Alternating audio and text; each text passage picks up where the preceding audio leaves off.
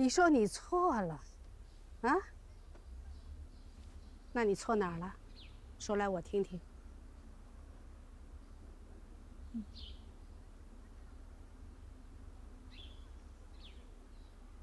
二哥哥一直对我这么好，我不应该算计到二哥哥头上去。那这样一来，那我就跟离奇格的没有什么区别。我怕我娘地下有知，她会骂我。你就不怕我骂你？我当然怕了，但您不是在我跟前呢吗？您骂一骂我，我反而心里高兴，踏实。我问你，若长柏是你嫡亲的哥哥，你会这么做吗？那自然有他护着我呀。若你是大娘子生的，或者是林小娘生的呢？那，要不然就是大娘子掌控全家，没有人敢招惹我；那要么就是林小娘精明似鬼的替我打算，什么都不用我自己来。那你错什么了？啊？我教了你这么久，你怎么就不明白我气你什么？就这么点小事，至于让你日日夜夜翻来覆去睡不着觉？你看看你那小脸，都蜡黄了。祖母，你嫡亲的哥哥，你的亲生娘，将来你的亲丈夫、亲儿女，终究跟不了你一辈子。一辈子的路，是你自己怎么来怎么去。今日你的盘算就很好啊。我问你，再来一次，你做不做？做。你得做，做了，你才能活下去。过2日，便是你二哥哥的喜宴，大娘子经手得很好。当日一定是既气派又尊贵。等过了这一日，便知道你今后在哪里住。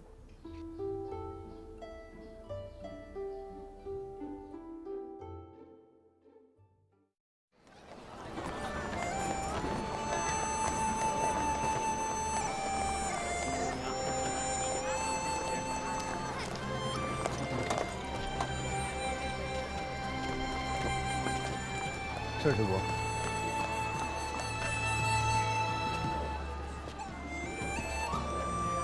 不错。来，这边请。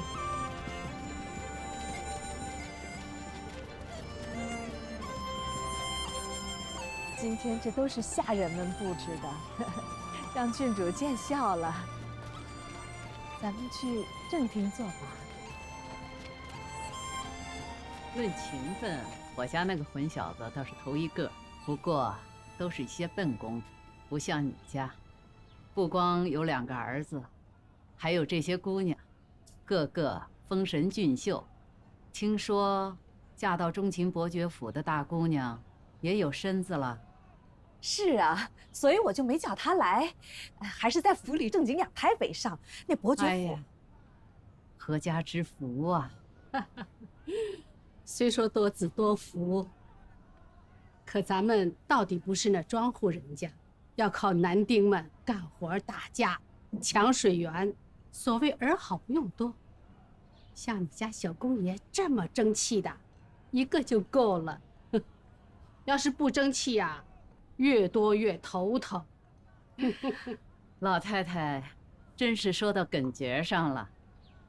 我们家恒儿是有些蠢的，可贵实在，也算省心。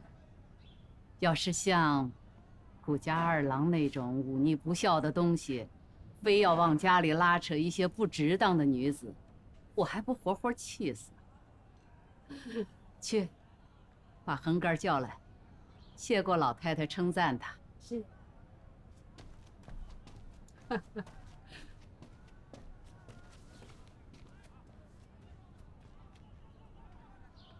这是大娘子的嫡姑娘吧？长得像。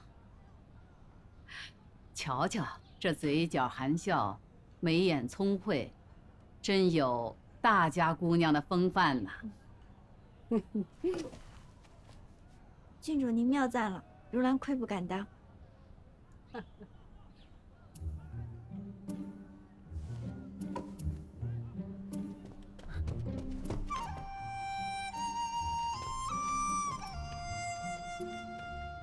老太太慈安，母亲义安，大娘子义安，诸位妹妹庄安。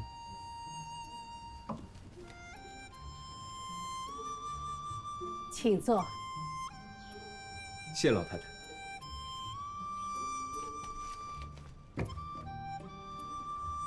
说到庄安，我觉得生儿子没趣，也就在这儿。平日里挑个胭脂水粉的都没人看，我就恨自己没生个姑娘出来。大娘子，我瞧你姑娘不止这一个，还有4姑娘、6姑娘，个个让人疼。恒儿，母亲，您想说什么？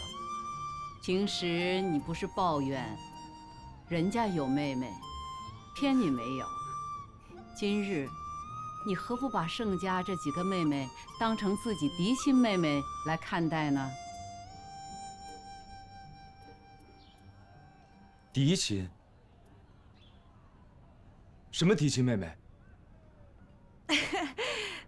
娘娘怕是吃醉酒了吧？我们这几个草席丫头怎么好当小公爷的嫡亲妹妹？小女福薄，恐高攀不起。母亲，您怕是真是吃醉了酒，我先送您去厢房休息吧。是厢房备着呢。我还没吃酒呢，醉什么？礼我都带来了。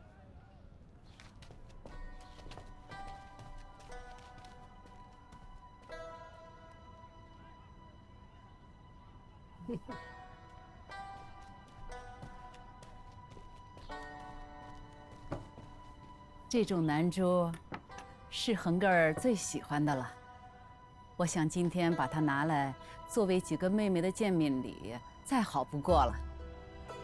恒儿，你亲自拿过去，送给妹妹吧。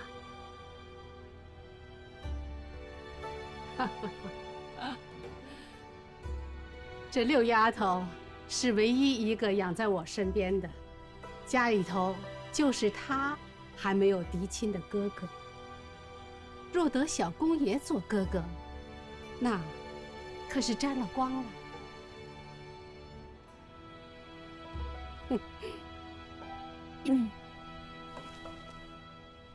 谢谢娘娘同小公爷垂怜。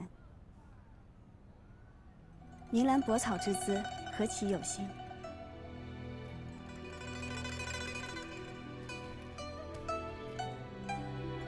兄长在上，请受小妹礼拜。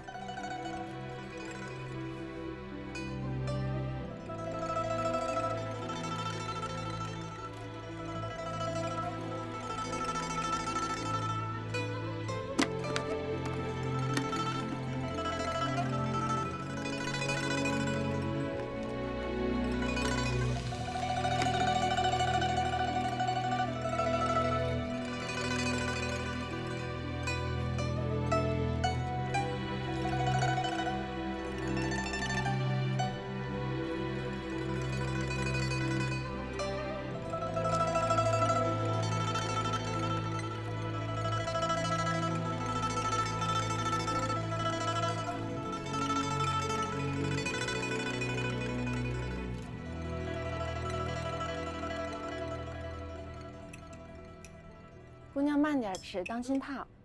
好吃。席面就是讨厌。吃又吃不饱，回来就饿了。不过可喜的是，得了一串上好的珠子。是啊，姑娘戴着可漂亮。不过，我是嫡女儿也就罢了，怎么2个庶女得的跟我一样的呀？尤其是隔壁院子，瞧着她就来气。郡主娘娘那是顾及大家的颜面，谁嫡谁庶，娘娘心里清楚呢。郡主娘娘心里真是清楚，上来就说拜兄妹，一下子就把家里姑娘的路给堵死了。瞧不上我家也就罢了，这一套说辞糟践咱们家姑娘，谁稀罕跟他们家做兄妹？或者日后一亲，就说是齐国公府认的女儿，也是高看一眼。你醒醒吧，他家的亲是那么好攀的。别看郡主脾气烈，他才是个最小心的人。守着公府和郡主的招牌，大内的宠爱，也算是京城独一份儿。可你见过他家趟过一次浑水没有？可惜咱们姑娘是个最心宽的，收了一串珠子就很高兴了。说的没错，我瞧着咱们这五姑娘对小公爷是没什么情谊。哎，你瞧着墨兰那脸色没有？她还真想攀齐国公府的高枝儿啊！现在真想去趴趴林七阁的窗户，瞧瞧那林七霜的脸色。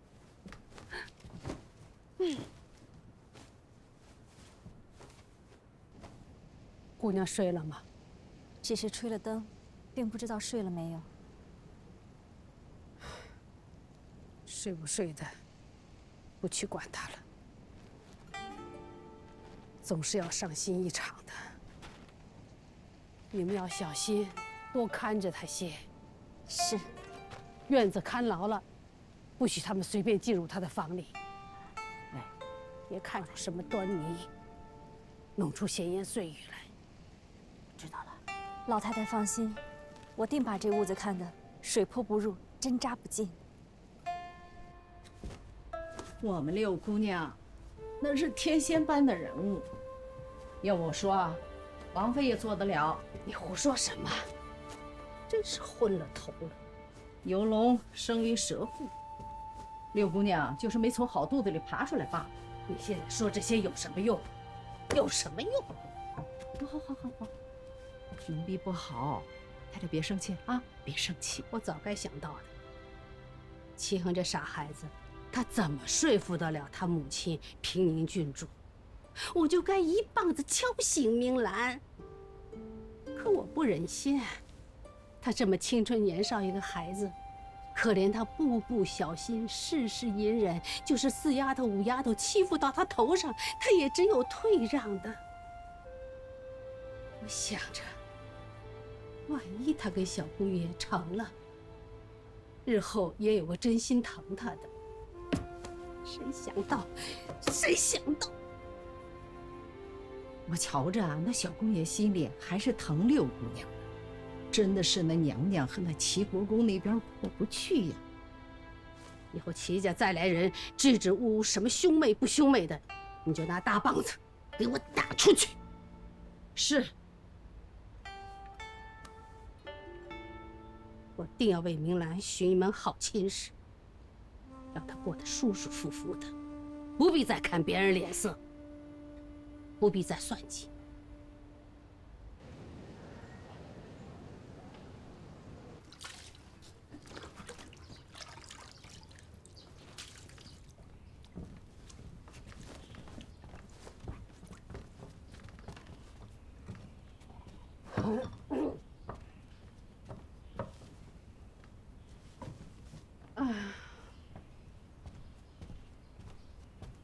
方才崔妈妈让小头来报，说是六姑娘受了风寒，有点发烧。发烧？老太太你别着急，我仔细问过小头了，我觉着也不是什么真的发烧，可能是昨儿个晚上哭得太狠，早晨起来身上发虚，所以发烧了。请郎中了吗？还没有。说是六姑娘不想惊动人，还没让请。郎中还是要请的。就说六姑娘这些日子管家累了，一直绷着，如今喜宴完了，一松散才病的。是。哦，去把我那儿子请来，让他陪我一起用个早饭。是。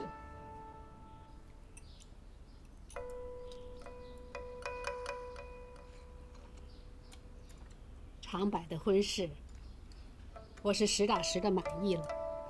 六阳老家长房的嫡子长吴，最近也下了朝廷，筹划也要成婚，你知道吗？儿子知道，大房的韦大哥哥来信详说过，那是户好人家。孩子们都到了年纪，都该成家立业了。我们也老喽。母亲的精神气派都胜过往日呢。我是老了，对着菱花镜我也看得见。长房的老太太与我最亲，她常年病着，近来也不太好，信中也惦念着我。我呢，也没多少日子了，便想回去看看，也祭奠一下你们盛家的祖庙。应该的。韦大哥哥与咱们家来往最密，我也该去看看才是。不行，大内近来离不开人，官家要立谁，时时刻刻都有变化。你仕途多年，别在关键时刻落了架，那就万事俱休了。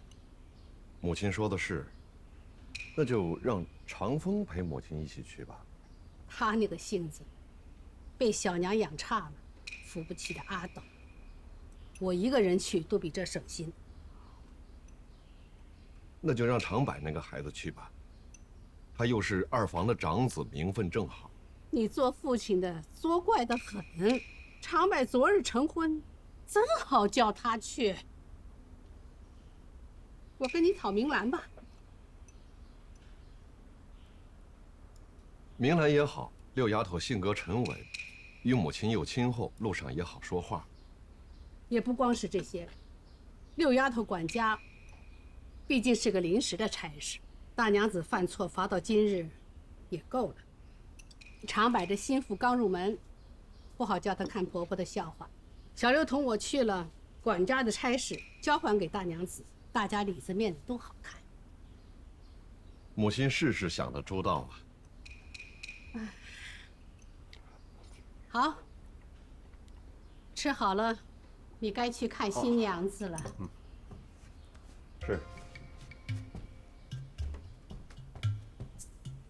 儿子长柏给父亲母亲请安。儿媳海朝云给父亲母亲请安。坐下吧。哎，坐。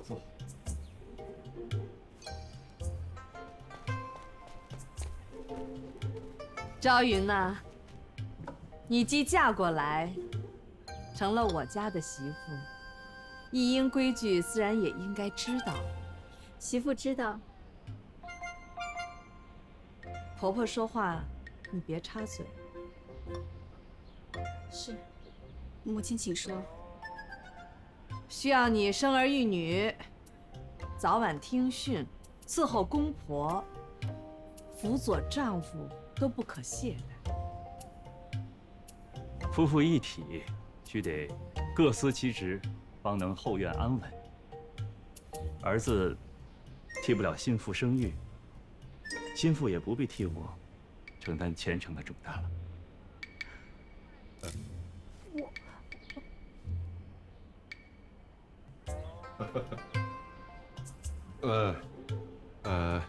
你们海家呀，世代都是清流人家，能得你这样的媳妇儿，是我们盛家的福气，是吧？你婆母说的没错，各司其职，不可懈怠啊。儿子谨记在心。儿媳谨记在心。坐下吧，坐下吧，快坐吧。坐。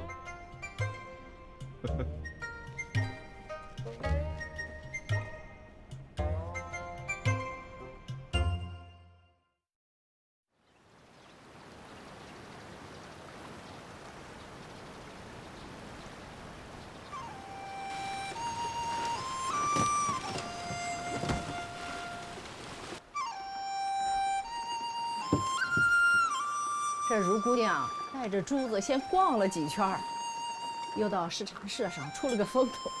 后来呀，莫姑娘也带上了，如姑娘就把珠子收了，换了套宝金锁来。五丫头脾气像大娘子，心无城府，全然不知拜兄妹是什么意思，只是一味的跟林家斗气。日后宅门里的那些勾当，恐怕是折腾不过呀。谁说不是呢？这大娘子啊，嫡女儿啊，都还没做声呢。这林七阁小娘养的，倒是跟主君闹了一场，要主君再去齐家使力。主君气得没安置，直接出了门去大娘子房里歇息了。哼，我这儿子幸亏没糊涂，也难怪林家的惦记。小公爷人才家世，谁不眼热？偏偏瞧上我们姑娘。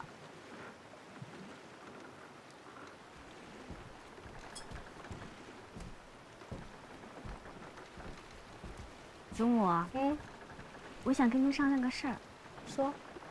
我刚才在甲板上瞧了瞧，看见咱们前面、后面都还有别家船。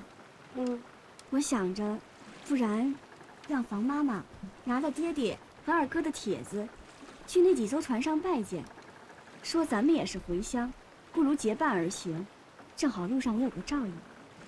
这个主意好，那就去吧。哎。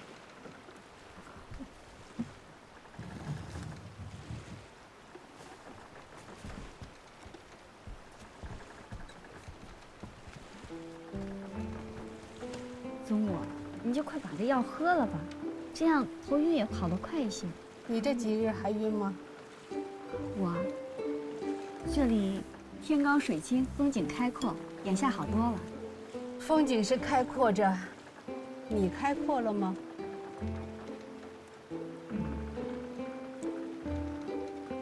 人若逼仄，活着也是无味。正好，我也借此大好风光，理一理思绪，心胸也开阔了一些。你能想得开，自然是好。一会儿船靠码头给我抓药的时候，你下去吃个饭，脚踩踩地，也舒服些。那我正好也给您买点蜂蜜，不然您这药啊总是喝不完。胡说！昨天我含着梅子把药吃了。哎呦，是吗？哎，还是姑娘想的周到。我呀，让人使小船去前后送了拜帖，都是些官家富户，带了不少的护卫和家丁的。见了名帖呀，十分的客气，叫咱们呢只管跟着船队走，一路必有照应的。六丫头现在盘算事情，是越来越有章法了。还有，哎，房妈妈，有什么不妥吗？左边那只船，上去了以后，竟然是齐国公府的小公爷。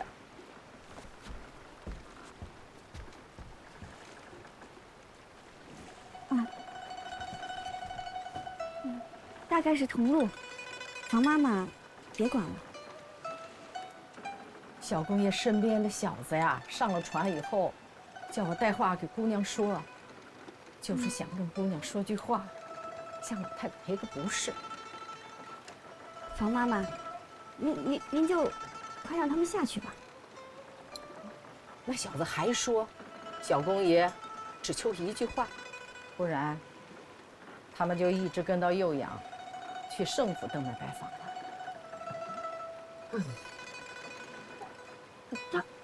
他这是无赖。房妈妈，你快让他们走。都跟到这儿了，话不说完，他怎么肯走？那怎么办呢？总不能让他们一直跟到酉阳吧？年轻气盛，办不成的事，说1000句1万句又有何用？一会儿船靠码头，你就去见见。别像于家老太太，把嫣然养成个经不起事的性子。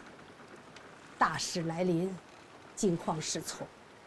人生道路何其漫漫，以后的事还多着呢，躲是躲不掉的。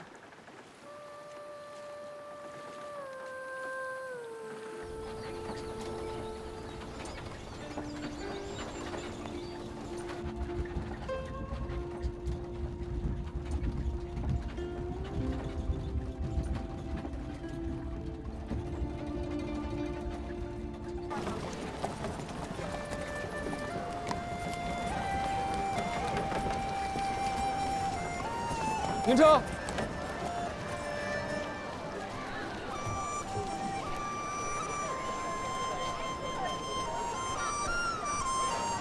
走，去药铺。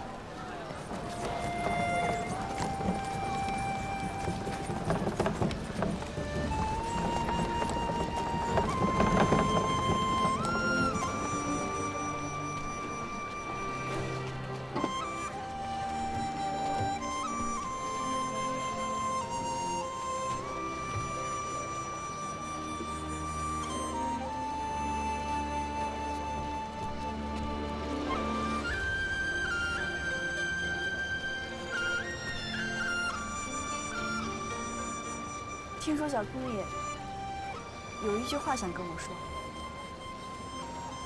啊，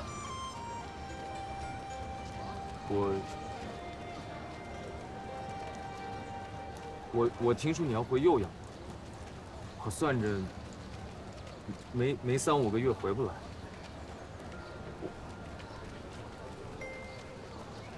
我们那日别后就再也没见过了。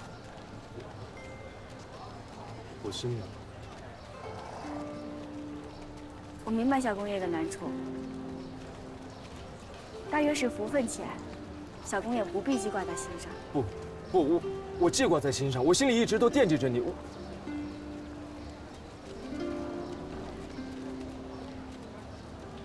我同你说，母亲会上门提亲的，可是我真的没想到事情会变成这样。我不好背后议论母亲，可我横竖只娶你一个，你就放心去酉阳，等你回来的时候，定会有好消息。小公爷的一片心，我心里很感激。但这种事情万难达到，小公爷就别再费力了。不行。我从来都是汴京城公爵府里最听话、最孝顺的那一个。我只有娶你，才是我真心实意最想做的事情。我会求着母亲，等你回来，我就央媒到你们府上去休息。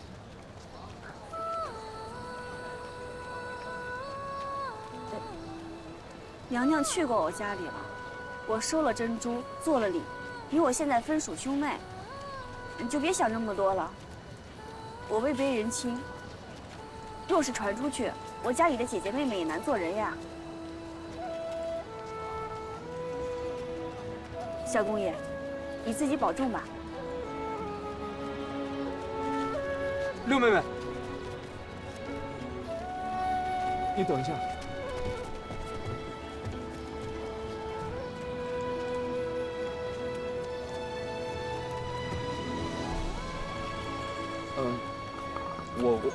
我在船下等你的时候，看见了这个，我觉得实在可爱，就把它买过来了。你就收在身边，偶尔看看也好。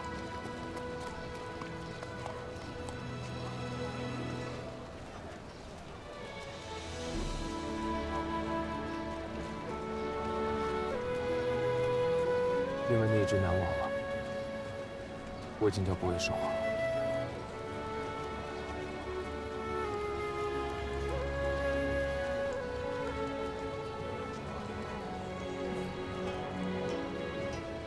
你这是何必呢？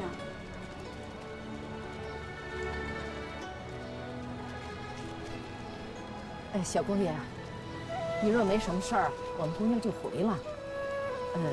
小公爷最好启程回汴京，保下相宜。一帆风顺，小公爷一帆风顺。六妹妹，你一直叫我做小公爷，不然叫我一声元若吧。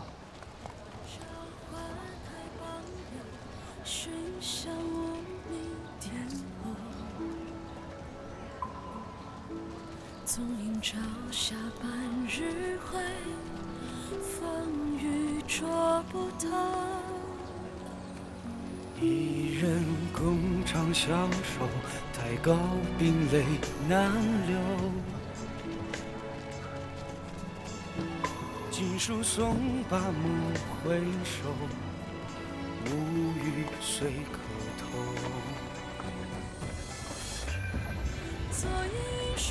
这娃娃真像姑娘笑出来的，是吗？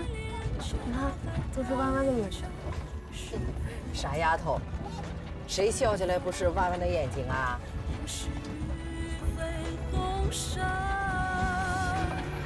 昨夜玉树风骤，露水不消残酒。试问卷帘人却道海棠依旧。知否？小姑爷不跟着了吗？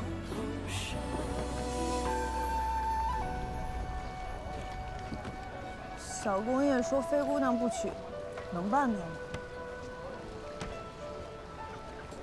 他说能。那就再信他一次。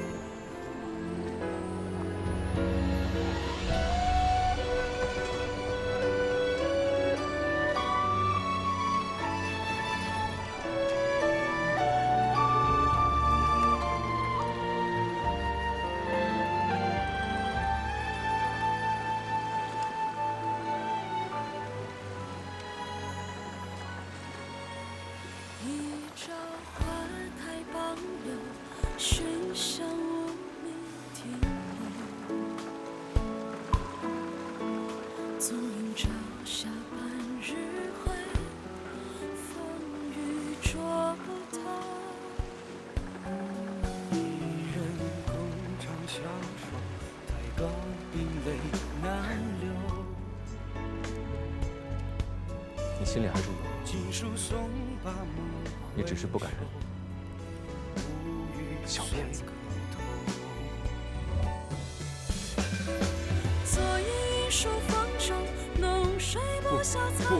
我记挂在心上，我心里一直都惦记着你。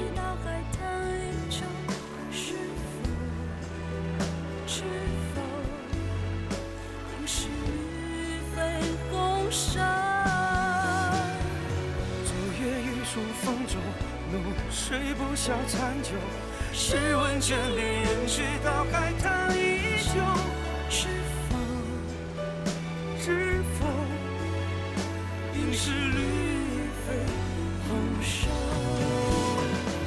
昨夜一树风骤，浓水不消残酒。试问卷帘人。姑娘，你怎么了？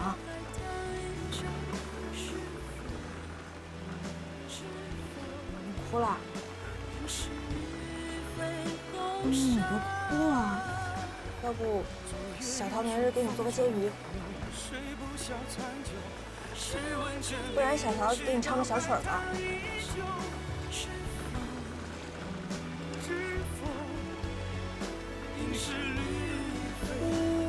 江南，风景旧沧海。玉手将发红绳着，东来江水绿如蓝。一江南，风景旧沧海。玉手将发红绳着，东来江水绿如蓝。不必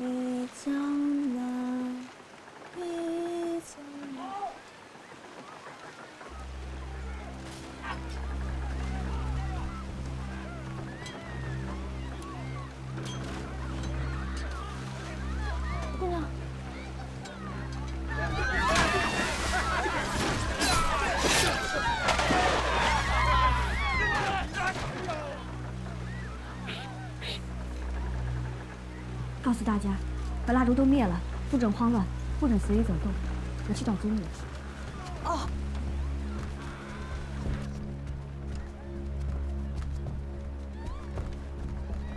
不大小心！老太太，老太太，醒醒啊，老太太，醒醒啊！没事没事，老太太，祖母，哎呀，不成啊，六姑娘，老太太睡前刚喝了安神的药，怎么着都是迷糊的。祖母，快醒醒啊，祖母，祖母！这条水路以往太平得很，想必是小股毛贼，我们不会多留的。六姑娘，不如咱们把仆人都约束起来，藏在房里堵住舱门，兴许便无事呢。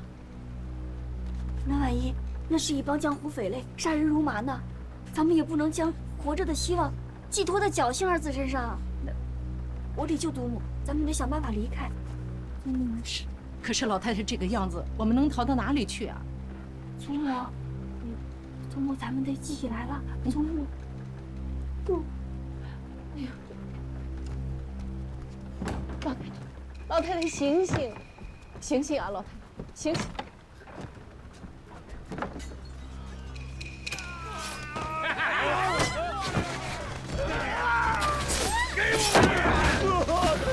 往哪跑？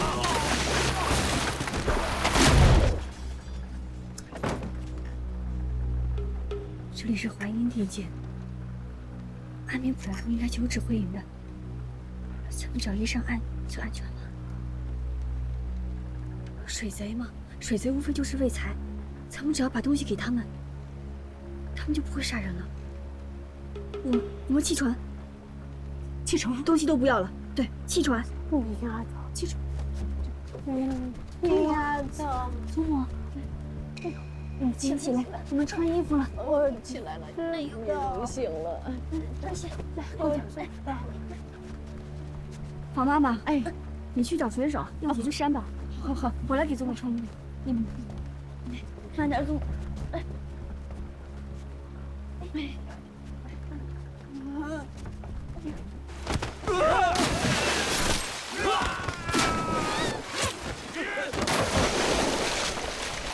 慢点，老太太。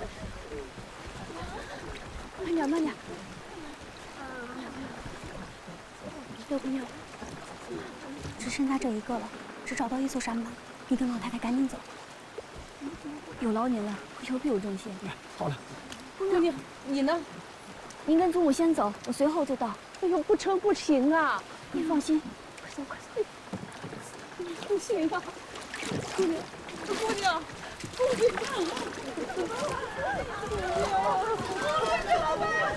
明啊，明啊，明啊！啊，没事的，老。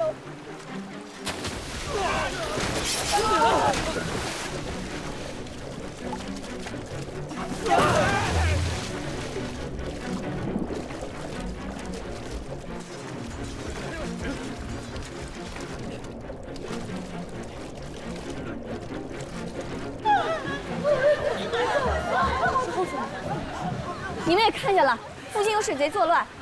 你们如果想把他们引过来，只管吵嚷。水贼只不过占了一个偷袭的先机，如今既已闹开，已经有人上岸求援。一会儿指挥营的军爷一来，他们便会四散逃跑。大家都先回船舱去，灭灯堵门，尽力藏好，躲过这一劫。快去！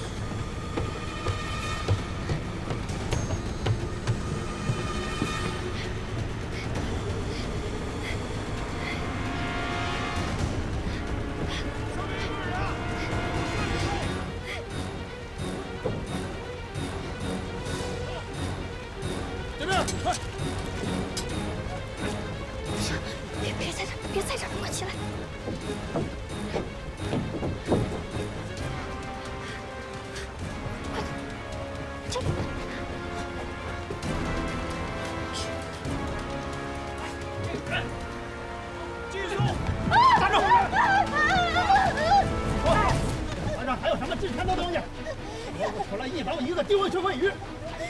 太皇上别生病了，我家老太太已经出人小三跑了，我是真的。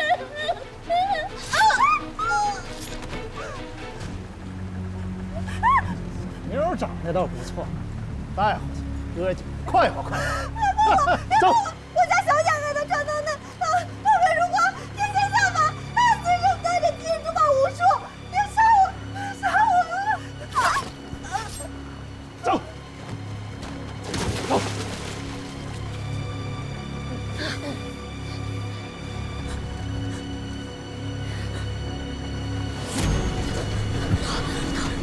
跳下去不行，跳下去！我不会水啊！别气，别气，快跳下去！别气啊！不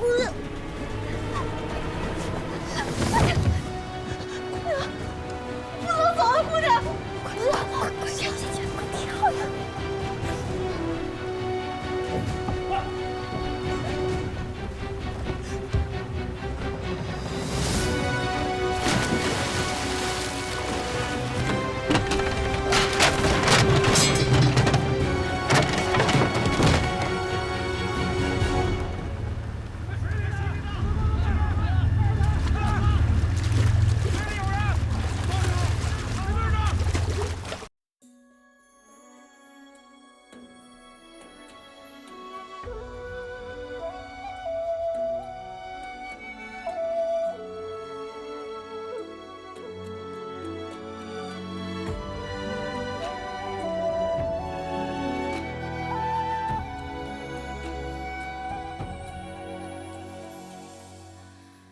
一朝花开傍柳，寻山无觅听候。纵饮朝霞半日晖，风雨捉不透。一人共长消瘦，太高冰泪难流。锦书送罢莫回首，无语随客偷。昨夜玉树风骤，浓水不消残酒。试问卷帘人却道海棠依旧。知否？知否？应是绿肥红瘦。昨夜玉树风骤，浓水不消残酒。试问卷帘人却道海棠依旧。知否？知否？应是绿肥红瘦。知否？知否？应是绿肥红瘦。